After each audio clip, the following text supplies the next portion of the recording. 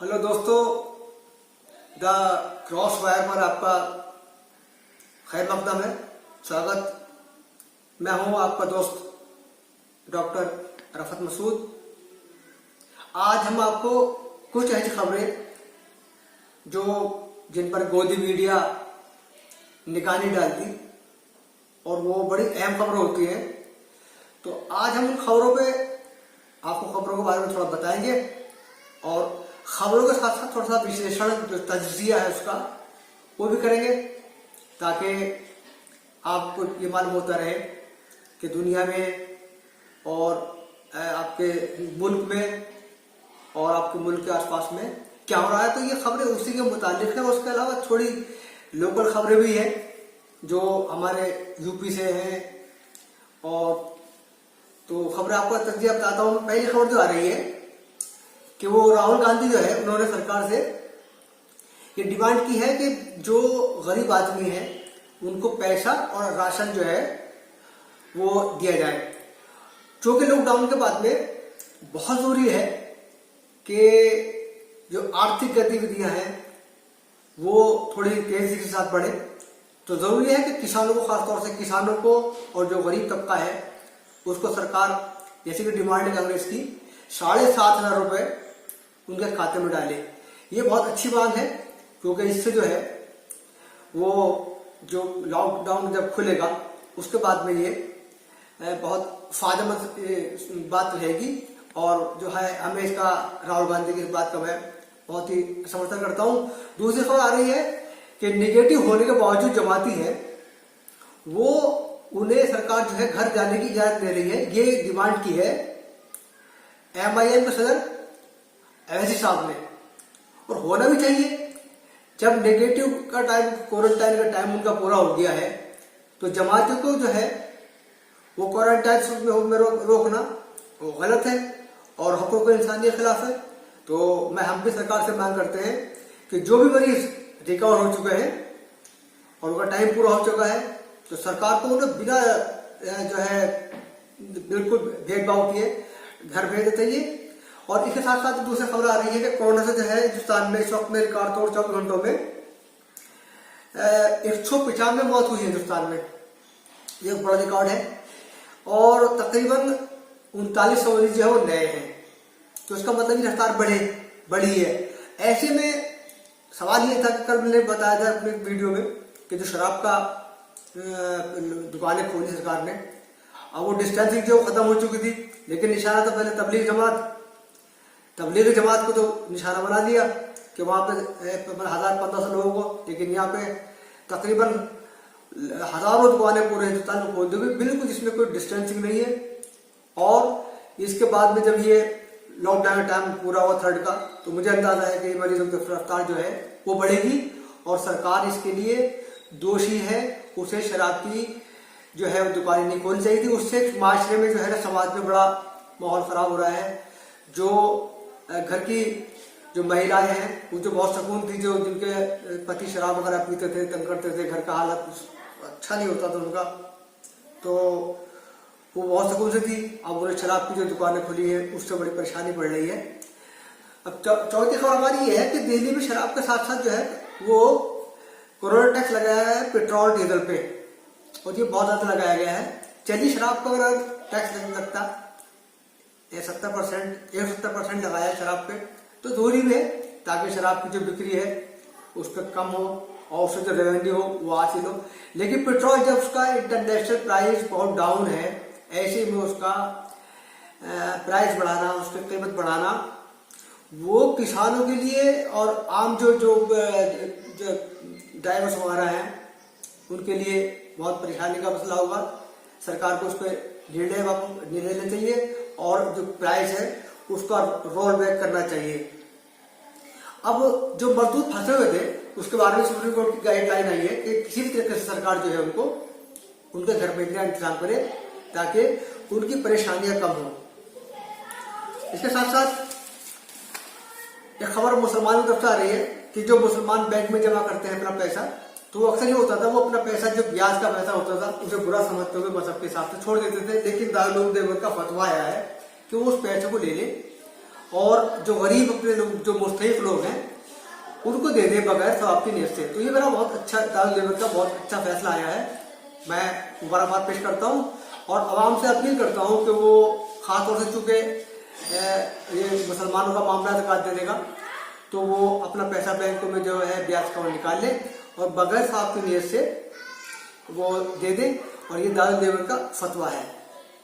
अब ये मेरे साथ ये हो रहा है, जो बैरून मुल्क, जो दूसरे मुल्कों में हिंदुस्तानी लोग थे, अब उनकी वापसी शुरू होने जा रही है। तकरीबन ये परवाज़ जो है परवाज़ें हैं, जो फ्लाइट्स हैं, बड़ी 65 फ्लाइटें हैं स्पेशल, उनसे ये उन लोगों को हिंदुस्तान वापस लाया जाएगा। अब पीएम केयर फंड में जहाँ तक था तो उसके बारे में था, पहले प्रधानमंत्री राहत कोष था, उसके ऊपर उसका नाम चेंज किया गया पीएम केयर फंड। तो उसमें कश्मकश बरकरार है कि आखिर ये जब प्रधानमंत्री कोष था तो पीएम केयर फंड बनाने की जरूरत थी, उसमें बड़े बड़े लोगों ने पैसा दिया, तो उसमें अब वो पीएम केयर फंड को कहाँ खर्च हो रहा है, लोगों में बड़ी जो है वो तशवीश है कि बजाय उसके के लोगों गरीब में बढ़ रहा था, अब उसकी रकम कहाँ गई है। तो लोग सवाल कर रहे हैं इस बात को, और जवाब सरकार को इस सवाल का जवाब देना चाहिए था, क्योंकि वो पैसा पता नहीं 6.5 जो हजार करोड़ रुपए था, अब उसमें कितना आगे बढ़ा है, होता है कि 10-12 हजार करोड़ हो गया, लेकिन अभी तक जो है वो कहाँ खर्च हुआ है वो बिल्कुल पता नहीं चल रहा। इसके अलावा जो 5 मुल्क हैं जिसमें शामिल हैं आपके ऑस्ट्रेलिया है, न्यूजीलैंड है, अमेरिका, बरतानिया, कनाडा, उन्होंने, उनकी जो एजेंसी है, उन्होंने जासूसी दावा किया है कि लगातार चीन जो है वो वैक्सीन बनाने में कोरोना के वो उसमें अड़ंगा लगा रहा है, जो बहुत गलत बात है। चूंकि लोगों को ये मालूम पड़ रहा है कि साजिश थी ये बहुत बड़ी चाइना की, कि उसने अपनी जो आर्थिक स्थिति है वो उसे दुनिया को अपने बादशाहत, अपने सुप्रीमेसी बरकरार रखने के वास्ते उसने वो जो है कोरोना जो वायरस है वो बना दिया हो। और चाइना ऐसा मुल्क है जो बिल्कुल भी एतबार के काबिल नहीं है। मैं अमेरिका को कहता हूँ कि अमेरिका भी लायक एतबार नहीं है, और चाइना सबका जो है इसमें चाइना का किरदार जो है वो अपनी बादशाहत को, सुप्रीमेसी के वास्ते वो कुछ भी कर सकता है।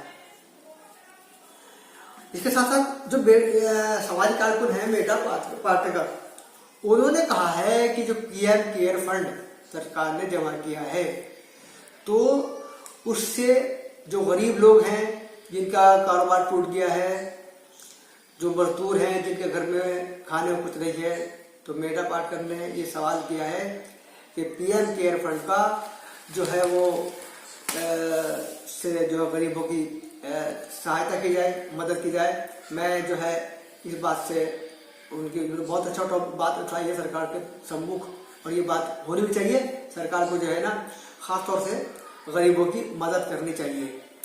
इससे अगला जो है, अगली खबर जो है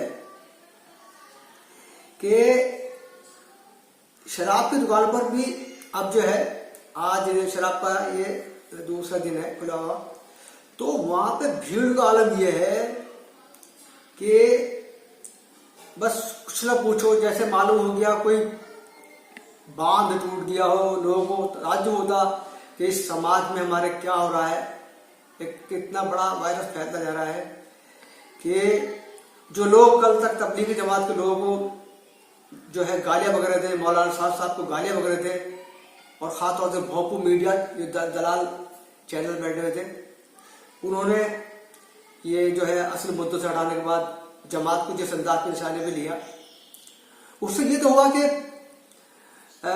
जमात का तो कुछ ही नहीं हुआ। साहब को आज तक सरकार जो गिरफ्तार नहीं कर पाई, जबकि पता है उनको कि साहब कहीं हिंदुस्तान से कहीं बाहर नहीं है। मगर बावजूद इसके मीडिया ने जो है वो शराब के जो आज जो हंगामे मच रहे हैं और जो डिसेंसी टूट रही है, उस पर अब उनका ना हल्ला बोल, न दंगल, न मंगल, और न किसी का आर पार कुछ नहीं हो रहा है। सब खामोश है और बेमतलब के टॉपिक जो है गोदी मीडिया उठाने में लगा है। इसी के साथ साथ मैं आपको कुछ खबर बताना चाह रहा था। और खबर है कि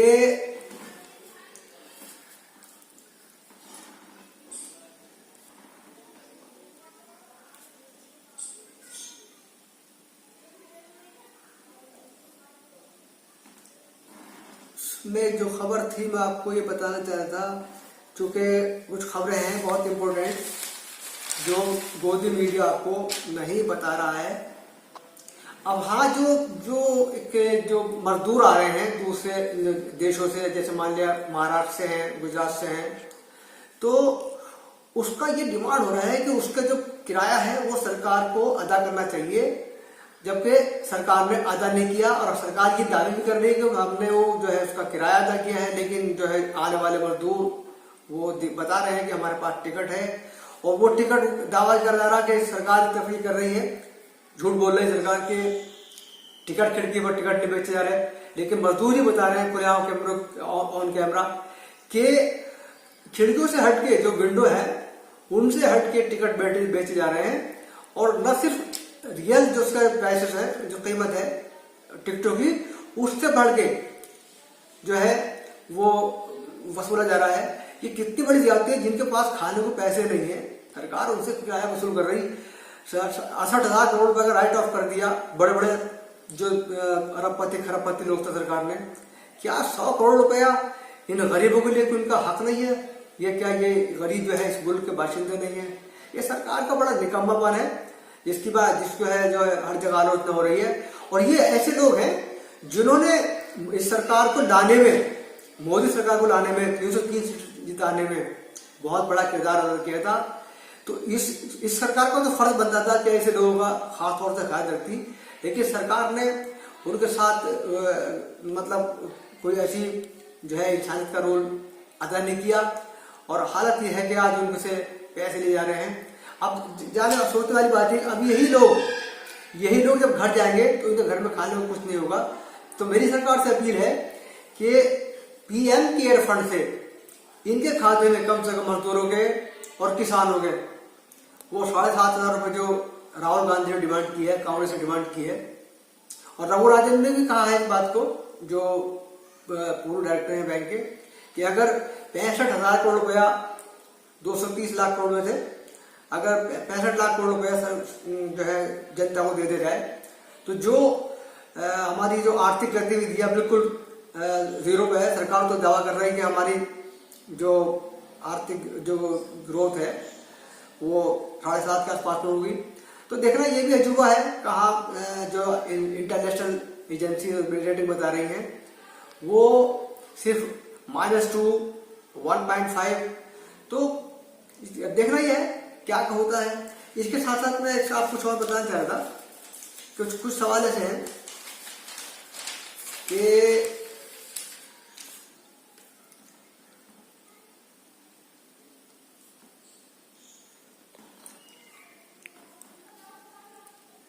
दिल्ली में जो फसादात हुए हैं उसमें ताज्जुब है कि लॉकडाउन के दरमियान जो है वो बड़ी गिरफ्तारियां हो रही, खासतौर से मुसलमानों की। और अक़लीती कमीशन के चेयरमैन डॉक्टर जाफर साहब ने इसके ऊपर आवाज उठाई थी। तो उनको एक ट्वीट करने के बहाने से उन पर सेडिशन, देशद्रोह का मुकदमा दर्ज कर दिया है। पता नहीं था, आजकल देशद्रोह का मुकदमा जो है वो बहुत आसानी दर्ज होता है, लेकिन कोर्ट का जो रूलिंग है उसमें किसी पे जो फौरन जो है वो देशद्रोह का जो है केस दर्ज होता। और जफर इस्लाम कह रहे हैं कि मैं अपने ट्वीट पर कायम हूं, और उन्होंने एक चैनल में भी जो है वो मानहानि का दावा ठोक दिया है। और होना भी चाहिए कि जो चैनल गोदी मीडिया है, जो उसके दिल में आ रहा हो वो चला रहा है, तो ऐसे चैनल ही गिरफ्त होने चाहिए, ऐसे चैनल पकड़ में आने चाहिए, ताकि इनकी जो सरकशी है उस पर इल्जाम जो है वो इनका लगाम लग सके। अब एक और चीज मैं खबर पढ़ रहा था आज के, नाबालिग भतीजी की असमत दरी में चाचा गिरफ्तार। तो क्या ये समाज हम लोग बना रहे हैं? क्या हो रहा है हमारे मुल्क में? हम बड़े धार्मिक प्रवृत्ति के लोग, हम कहते हैं कि भारत जो है वो आध्यात्मिक देश है। ये क्या, जब खबर पड़ी जाती है तो दिल बड़ा दुखता है, अच्छा नहीं लगता कि ये चीजें जो है बहुत ही दुख देने वाले हैं। और हमें समाज के लोगों को उसमें जो धार्मिक आचार्य हैं, चाहे वो मुस्लिम हो, हिंदू हो, सिख हो, ईसाई हो, वो अपने लोगों को समझाए। इसी के साथ साथ शेयर मार्केट में जो है वो इस बार जो है वो बहुत ही खतरनाक गिरावट आ रही है।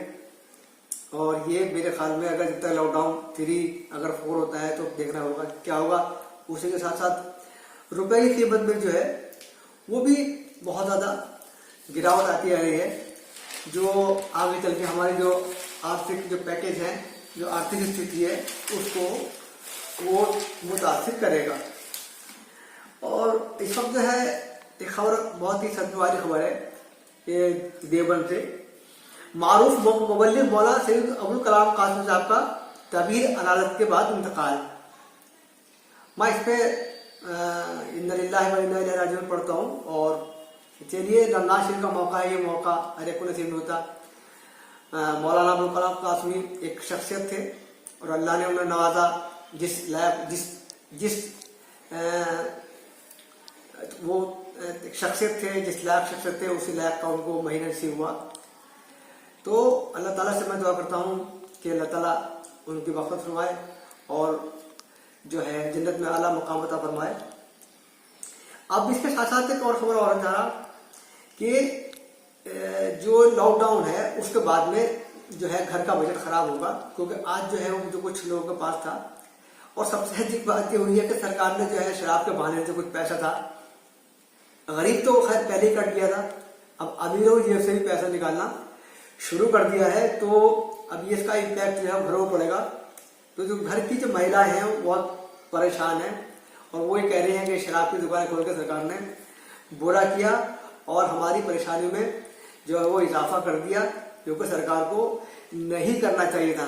इसी के साथ साथ एक मौलाना मुफ्ती आरिफ कासिमी साहब है देवबंद से, उन्होंने अपील की है सभी हजरात से और खासतौर से मुसलमानों में कि ईद पे फजूल खर्ची ना करें।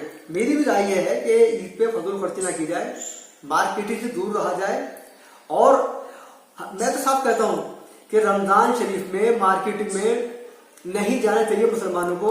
और खासतौर से मैं अब भी देख रहा हूं, मुझे अफसोस के साथ कहना पड़ रहा है कि जब मैं मार्केटिंग देख रहा हूं तो उसमें मुस्लिम औरतें आज भी मार्केटिंग करने जा रही है, बावजूद शायद वो रोजा रखती होंगी और अगर रोजा होता होगा तो वो इबादत करके बजाय घर में इबादत करने के वो मार्केटिंग कर रही है। और मैं बार बार ये कह रहा था कि जो घर के जो अफराद हैं वो अपने बच्चों को और अपने घर की औरतों को जो है वो रोकें और वो मार्केटिंग ना करें। लेकिन बावजूद इसके इतनी अपील करने के बाद उलमाओं पे, मुसलमान औरतों पर, बच्चों पे इसका असर नहीं पड़ रहा है।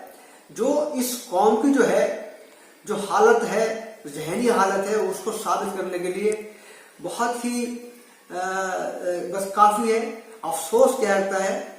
तो मैं चाहता ये हूं कि ईद पे खासतौर से डिस्टेंसिंग हो और जितने भी उलमा है उनको हम लोग माने। इसके साथ साथ ये हमारा जो स्पेशल शो था खबरों का खबर और खबरों का तज्जिया, वो जो है आपको पैसा लग रहा है। अगर आपको हमारा ये तज्जिया पसंद आ रहा हो, ये प्रोग्राम पसंद आ रहा हो, तो आप हमारे चैनल को द क्रॉस वायर को जो सब्सक्राइब कीजिए और हमारे इस प्रोग्राम को शेयर कीजिए, लाइक कीजिए। और रमजान शरीफ में खासतौर से दूसरा अशर आ रहा है, अपने नमाजों की पाबंदी करें, जिक्र और अस्कार में इजाफा करें। और जो भी कहीं भी हमारे दोस्त पूरे हिंदुस्तान में, न सिर्फ पूरे हिंदुस्तान में बल्कि पूरी दुनिया में हमें कहीं भी देख रहे हों, उनको मैं रमजान की मुबारकबाद पेश करते हुए सबको दुआ देता हूँ। अपना ख्याल रखिएगा। अल्लाह हाफिज।